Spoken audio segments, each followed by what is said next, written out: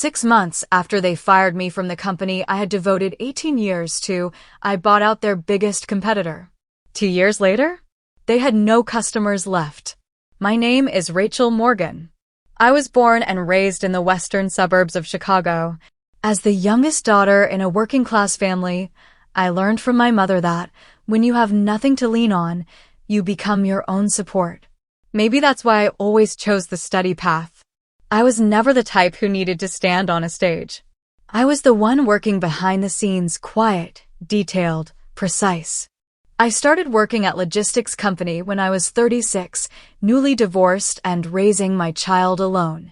They hired me as a transportation coordinator, and over time I worked my way up to director of operations. I didn't have a fancy MBA. I wasn't a tech person. But I had something a lot of younger folks didn't: real-world instincts and crisis management experience. I helped the company survive the 2008 fuel price spike. I led the transition to digital tracking in 2016. I redesigned the entire delivery process when they expanded into the Northeast. In 18 years, I never took a single personal day.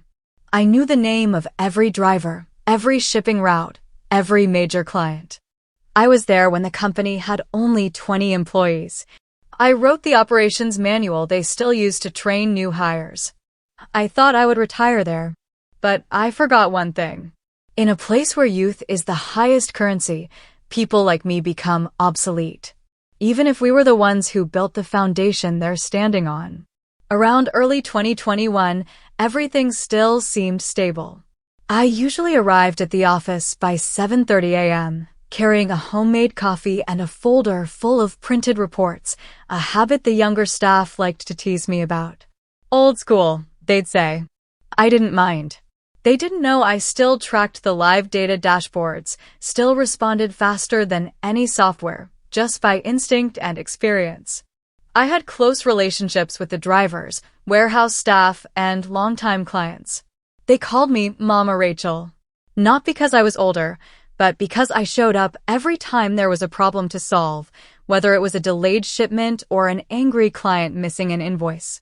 I might not have known all the latest tech lingo, but I did know which clients preferred morning deliveries, who needed phone updates, who would blow up but calm down if they felt heard. That kind of knowledge isn't taught, and it's not easy to replace. Around that time, the leadership team began to skew younger. The new CEO, Ethan Greer, was only 34, straight out of a logistics startup in California. Ethan was polished. He loved Zoom meetings, colorful dashboards, and phrases like total digital transformation, API engagement platforms, and AI optimization. At first, I kept my distance. I knew I didn't talk like they did, but I didn't think that mattered. I believed real value speaks for itself. I was wrong. Week by week, I started getting left out of strategy meetings. Important emails stopped coming to me. Projects I used to lead were handed over to team leads, young, highly educated, but with little understanding of the market. One day, I noticed the nameplate on my office had been changed. No announcement. No permission asked. It no longer read, Rachel Morgan, Director of Operations. It just said, Logistics Team Room B. I told myself, maybe it's just a mistake. I wanted to believe that. But the truth was, I had already started fading from the very picture I helped paint. At the end of an April quarterly meeting, which I wasn't invited to, I got an email from HR. Subject line, meeting regarding your role, Monday 10 a.m. I read it 3 times. No details. No explanation. That Monday morning, I walked into the conference room with my notebook and pen, still thinking maybe I was being reassigned, or at worst, asked to help restructure a team. But when I saw Ethan Greer, the HR manager, and no chair at the table for me, I knew something was off. Ethan smiled politely. A smile I had never quite trusted. Rachel, first of all, thank you for nearly 2 decades of unwavering dedication to this company. But after reviewing the structure and our new strategic direction, we believe it's time for younger, more agile leadership in operations. We'd like to offer you an early retirement opportunity with a generous severance package. I said nothing. I just looked at him. Don't get us wrong, Rachel. You're still a symbol of the company's proud past. But with our shift toward digital transformation and rebranding, we need people with a more modern mindset. He slid the proposal across the table. 6 months' salary on the condition I not contact any former clients, not disclose internal information, and sign a mutual separation agreement. I'm not an emotional person, but my eyes burned. 18 years of service, boiled down to a burden unfit for the future. No one asked what I wanted. No one mentioned the nights I stayed at the office till 10. No one remembered I once drove deliveries during a snowstorm in 2014 because a driver couldn't make it. I nodded. Not because I accepted, but because I knew this wasn't the end. It was just the beginning of a new chapter they could never imagine. I went home early that day, skipped my usual coffee stop, didn't call anyone. I drove slowly through the western suburbs I'd lived in for 25 years. A long, aimless loop, like I was trying to hold onto something familiar. Outside the windshield, the world moved on like nothing happened. Only I had fallen out of orbit. I didn't cry. I sat in my car, dropped my bag on the passenger seat, and turned on the old jazz playlist I used to play while writing reports. But this time, the music didn't help me focus. It made me feel empty. For the first time in years, I didn't have a meeting scheduled for the next morning. No calls from the warehouse. No emails from clients asking, "Rachel, can you check on that shipment in Newark for me?" I pictured the office the next morning without me. They'd still start the day with the dashboard, machine-brewed coffee, and Zoom meetings. And then a quiet, creeping chill spread through me. I'd been replaced. Easily. Silently. Without a trace. That night, I skipped dinner. I sat by the window, watching the warm porch lights of my neighbors turn on one by one. And I replayed Ethan's words in my head. You're a symbol of the past. A symbol? I didn't need a statue. I needed to be heard. I needed to keep contributing. I needed to believe that age isn't a dead end. I thought of my son, now a full-time engineer in Minneapolis, and wondered if he'd ever understand what it feels like to be quietly pushed out of the life you've built. I thought of my mother, who worked as a records clerk until she was 67. When she passed, I made a promise at her funeral. Mom, I'll work until I choose to stop, not when someone tells me I have to. But here I was, forced to stop. Abruptly. With a form letter and a few well-rehearsed lines. That night, I didn't sleep. Around 3 a.m., I pulled out my old notebook and flipped through the pages. Lists of major clients, regional delivery workflows, half-finished projects that were shelved under budget constraints, but I knew better. Those funds had simply gone to the younger team. And in that haze of exhaustion, hurt, and a simmering anger, a thought struck me. If they think I have no value left, I'll show them they just let go of their most valuable asset. The days that followed felt like walking through fog. I stopped waking up at 6. There was no reason to organize the file cabinet, check my email, or answer warehouse calls. I spent my mornings pacing the 3-bedroom house I'd lived in alone ever since my divorce 8 years ago. Everything felt too quiet, too tidy. Just like me, boxed up, cleared out, and forgotten. I didn't want to see anyone. I turned off my phone for 3 days straight. Every time I looked in the mirror, I saw a middle-aged woman with graying hair, dark circles under her eyes, and a gaze that had lost its fire. Then, on a quiet Saturday morning, I stopped by a little bookstore downtown to kill time. I wandered past the clearance shelf, and a book tumbled off the rack. The cover was plain, but the title made me stop. You're Not Done Yet. Reinventing Life After 50. I didn't buy it right away. I stood there reading for nearly half an hour. One passage hit me so hard I had to blink back tears. They didn't push you out. They pushed you toward where you were meant to begin. The world doesn't need your youth. It needs your courage, your scars, and your wisdom. I closed the book and walked to the register. Not because I believed one book would change everything, but because, for the first time in days, I wanted to do something. I wanted to read. I wanted to think. I wanted to look at myself not as a casualty, but as a survivor.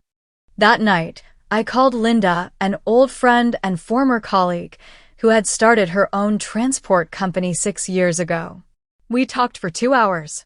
About logistics. About what's changing. About customers. About all the cracks I used to warn them about, cracks no one listened to. And that's when it hit me. I'm not outdated. They just stopped seeing me.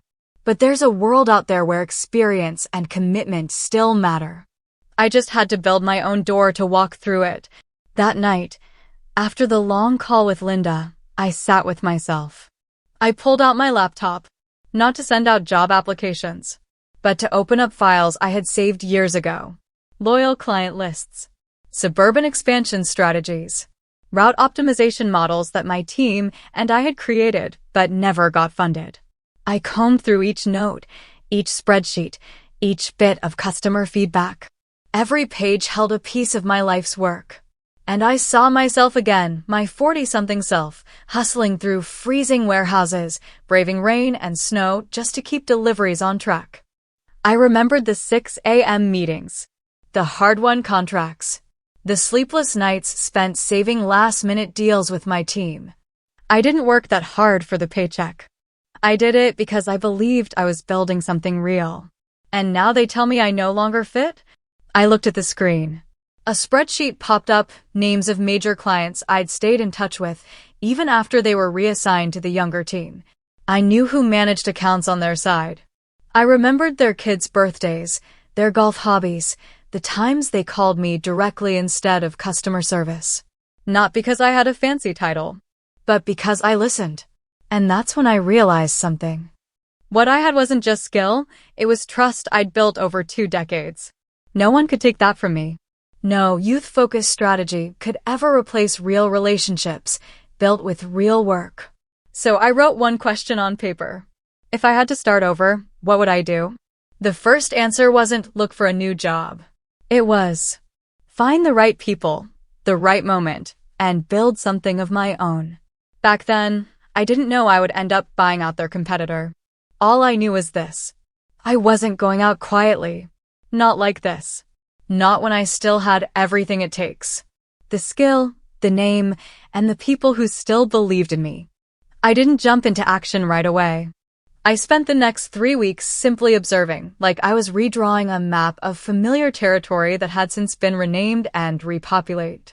Each morning, I read logistics industry news, monitored internal updates in private LinkedIn groups, and took quiet notes. The industry was shifting. Fuel prices were rising. A wave of young companies had gone all in on technology and neglected the human side and were losing clients because of it. I started spotting gaps.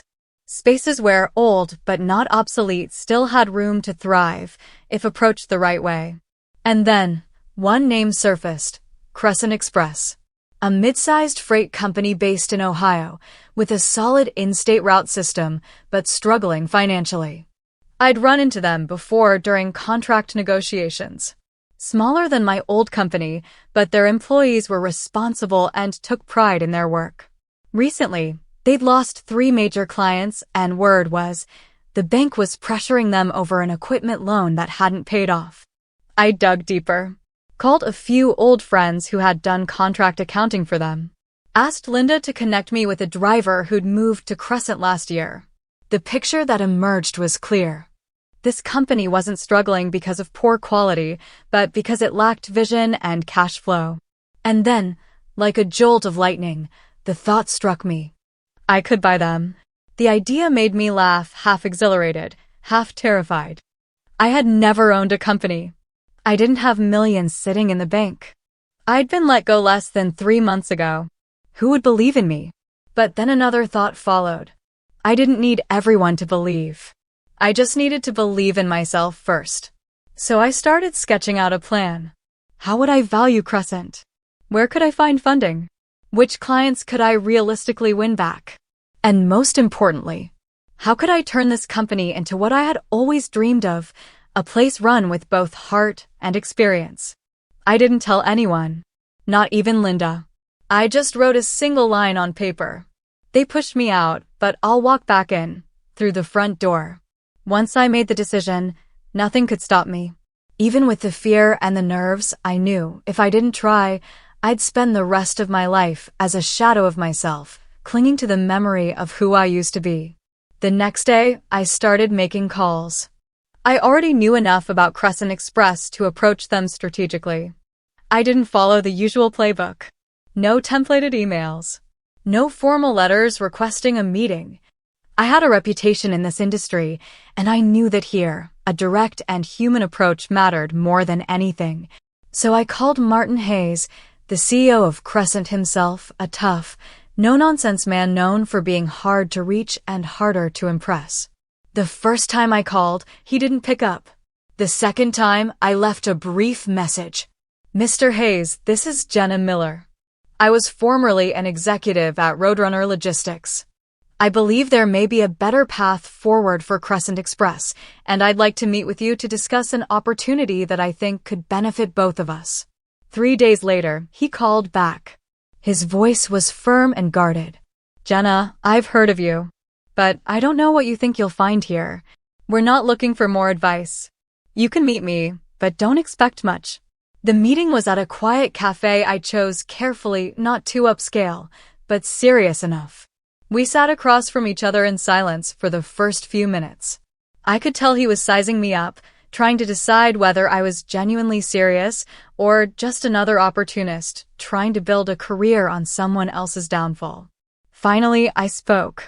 Martin, I'm not here to tell you what you're doing wrong, but I do know your company can do better. I've spent years building shipping routes, cultivating client relationships, and keeping accounts stable. What Crescent lacks is bold direction and someone who's not afraid of change. He gave me a skeptical look, but I didn't let him interrupt. I continued. I want to buy Crescent. And I'm not buying it just for profit.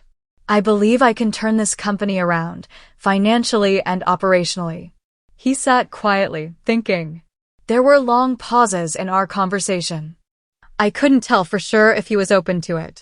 But something shifted in his eyes. Maybe surprise, maybe curiosity. Finally, he said, All right, Jenna. I'll hear you out. But don't think I'm easy to convince. And just like that, the real negotiation began. From that moment on, I knew that every word I spoke would matter. Every proposal I laid out, every strategic pitch I made, had to convince him that selling Crescent to me wasn't just a transaction, it was a lifeline.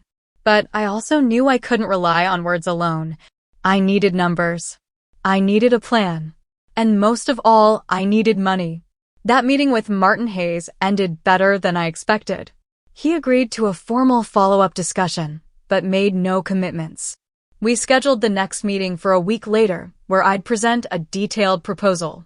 Still, I knew words and strategy alone wouldn't be enough. To buy Crescent, I'd need serious capital. And at that moment, all I had were spreadsheets and a fierce, unwavering determination. After several meetings with local banks, I decided to apply for a loan.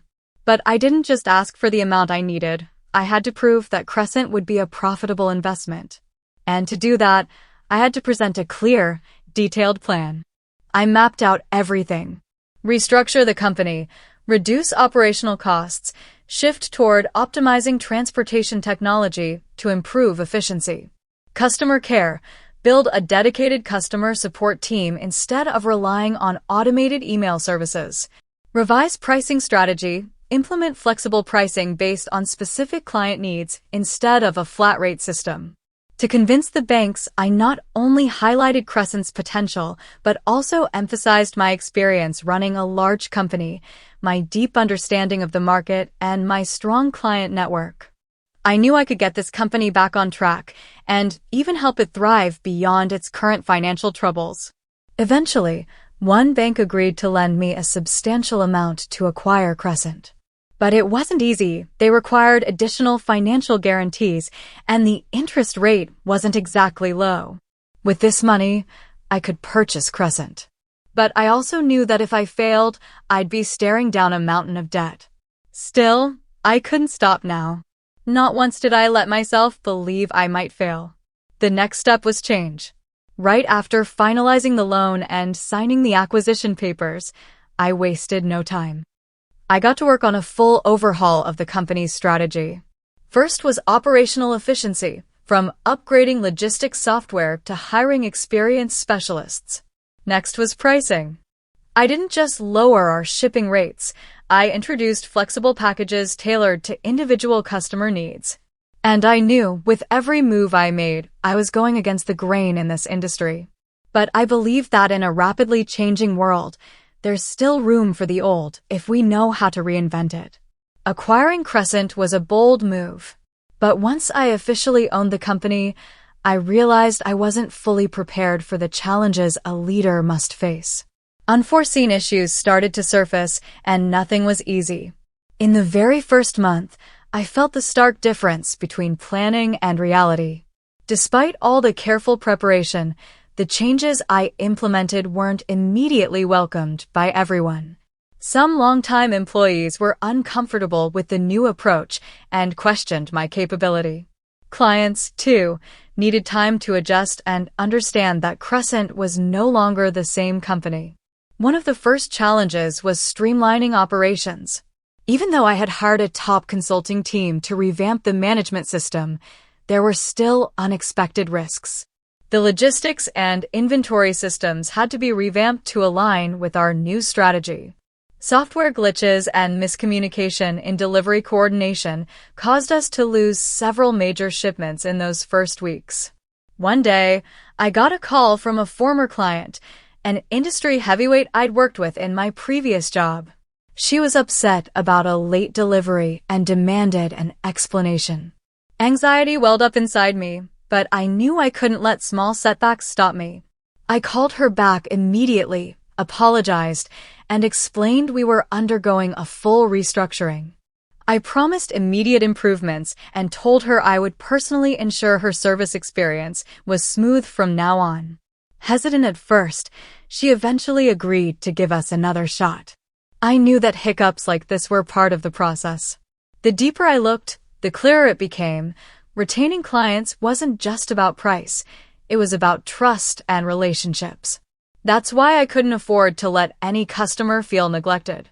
And slowly, the changes began to take effect. After a few months, I could see our strategy falling into place. The staff, still a bit cautious, started to believe in our new direction. Former clients began returning, which only fueled my determination. One major milestone came in the third month. We cut operational costs by 15% through system optimization and better inventory control. That not only saved money, but also gave us the resources to reinvest in customer service and team growth. Still, I knew the real challenges were ahead. We were just beginning the transformation, and tougher tests lay in wait. But I was no longer on the sidelines. I was at the helm of Crescent, and every move I made mattered. As Crescent began reclaiming its position in the market, I wasn't just dealing with internal obstacles. Major competitors had started to take notice of our comeback, and they weren't sitting still. In the fourth month after I took over, I received an unexpected call from an old friend in the logistics industry who worked for a major rival. He warned me that Green Horizon Logistics, a powerhouse in the sector, was planning either to acquire Crescent or aggressively undercut us with deep discount pricing. At first, I didn't think much of it.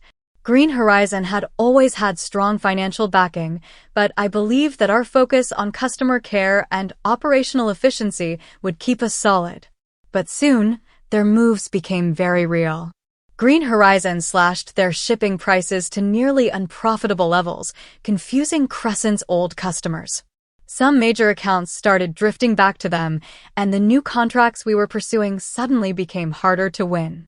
The only thing keeping some clients with us was the trust we'd built, but Green Horizon was attacking exactly that, the price point. This forced me into a tough decision.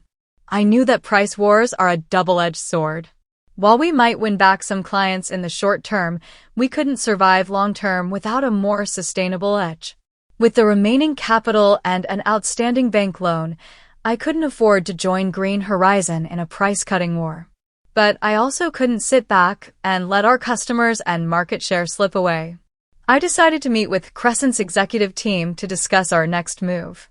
After a tense meeting, we agreed to focus on developing exclusive, high-end services. While slashing prices might have been a quick fix to attract customers, I wanted to build long-term relationships based on trust and quality. We chose to invest in a premium, secure, and fast delivery service for high-value clients, especially companies that required absolute precision and confidentiality in their transactions. To do this, we committed to using the latest technologies, hiring more highly skilled professionals, and maintaining prices slightly higher than our competitors. But I had to admit, this decision wasn't easy. A price war would not only drain our time but could destroy everything we'd built. I had to mentally prepare myself for backlash from customers, from employees, and even from the competition.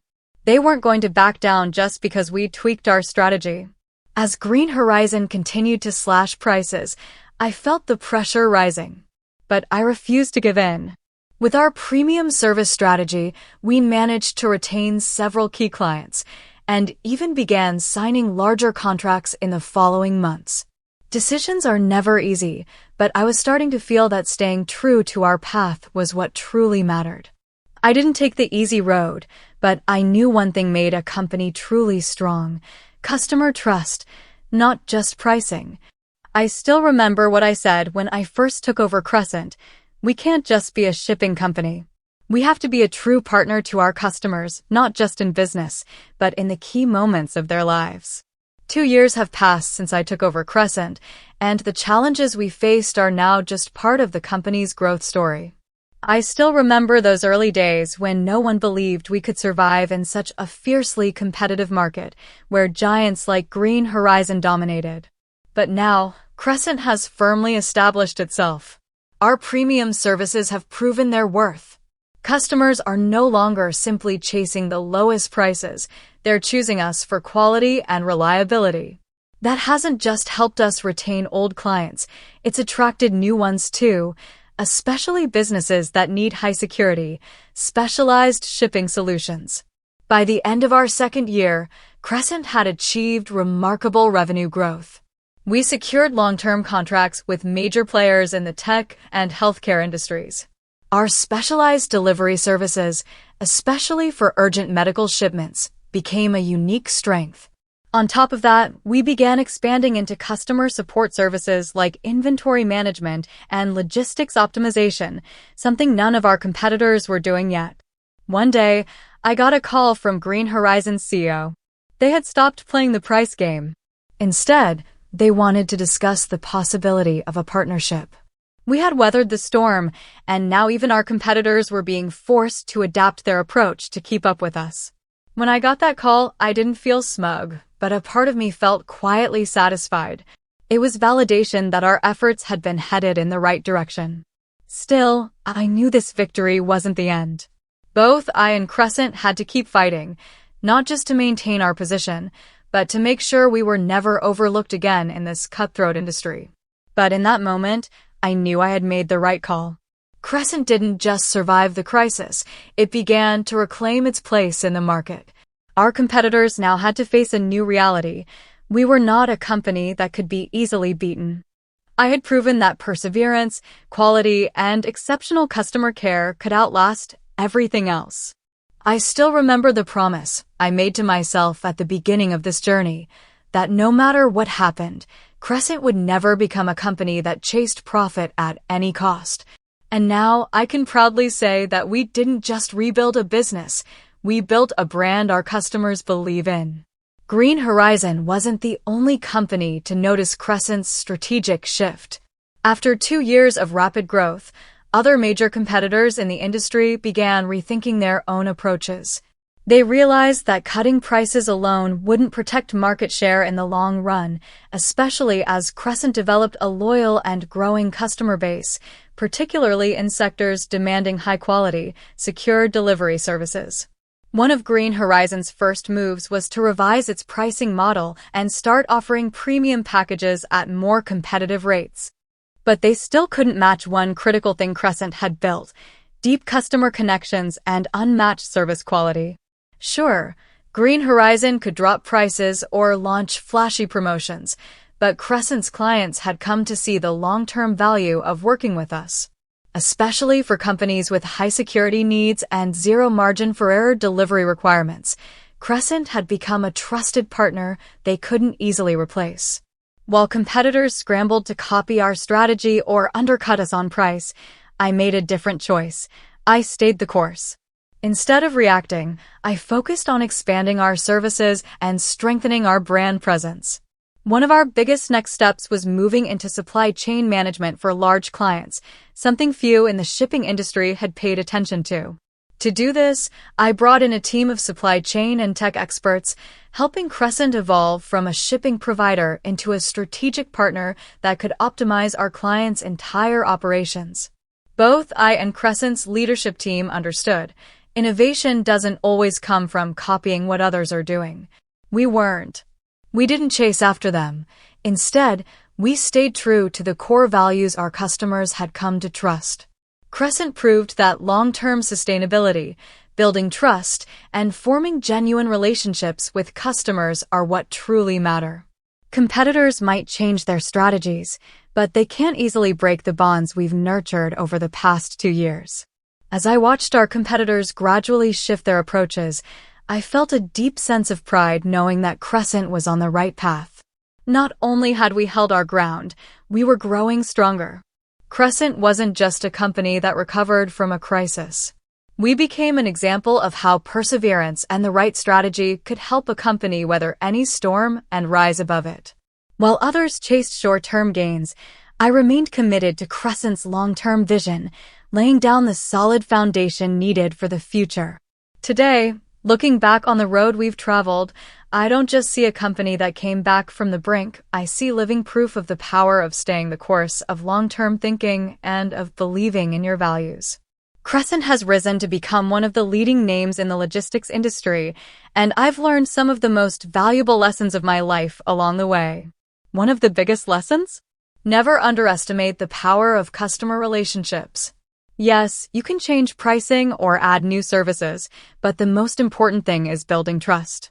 Customers aren't just looking for the cheapest solution. They're looking for confidence, for the peace of mind that your service will deliver, especially in emergencies or under demanding circumstances. When Green Horizon tried to pivot and slash prices, I realized something even more clearly. Sustainability matters more than anything. Sure, companies can offer tempting discounts, but without consistent quality, stability, and authentic relationships, they won't earn long-term loyalty. What set Crescent apart was our unwavering commitment. We didn't win customers by lowering prices. We delivered real value. Facing the industry's challenges, I came to see that true success doesn't come from sprinting after short-term wins. Real success is born from staying the course even when the market shifts. I didn't change my goals because of competition. I stayed focused on doing what was right for the company and for our customers. Crescent's story isn't just about outlasting competitors or reclaiming market share. It's about resilience, about never giving up, and about finding opportunity even in the toughest times. I never let go of the company's core values, and that's what brought us to where we are today. The life lesson I've taken from all of this is simple. Never underestimate yourself or your potential just because of a temporary setback. What I've been through has shown me that with persistence and determination, you can overcome anything and rebuild your life and career from the ground up. To me, success isn't just measured in numbers on a balance sheet. It's reflected in what we've built: a strong company, a dedicated team, and a career founded on authenticity and real value. Now, as Crescent stands tall in the marketplace, I can look back with pride, knowing that every decision I made, every hard step along the way, was worth it. And I won't stop learning, won't stop moving forward, because this journey is far from over.